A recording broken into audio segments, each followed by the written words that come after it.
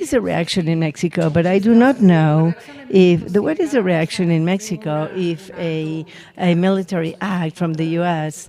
against the Slavs, what would happen? I don't think that can be done. It's not feasible because you would destroy in one act all the cooperation between Mexico and the United States in security reasons, and I don't think this is reasonable for no type of government. I see it as a campaign resource, but as an option, a real policy, I don't see it. And this would have huge implications.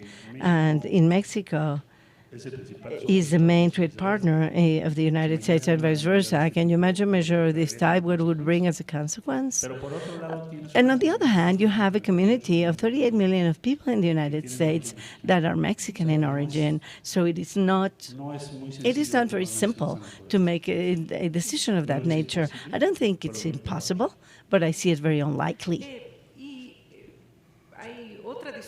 There's another discussion about the possibility of a legislation that has been proposed on calling the drug trafficking groups as terrorist groups, as foreign terrorist groups, and that would be connected to the same. But even though legally you wouldn't have the same repercussions, and I see it very unlikely because it hasn't been the first time it's been proposed. It's been proposed, and they've been doing this for a long time. And the other thing is that what are you going to do with fentanyl in the United States? What are you going to do with the distribution of fentanyl in the United States? And that would be the first question we would have to ask ourselves. Yes.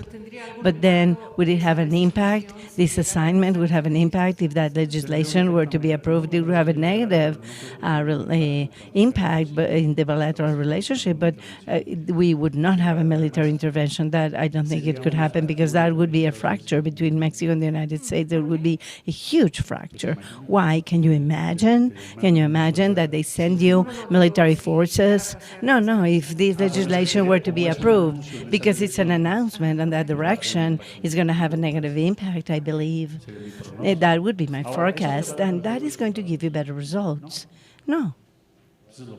That's the worst thing. You have a high cost, and it's not going to give you good results. You're going to have very poor results if that were to be approved, because the following day you're going to continue having fentanyl in the street, or at least a derivative of it.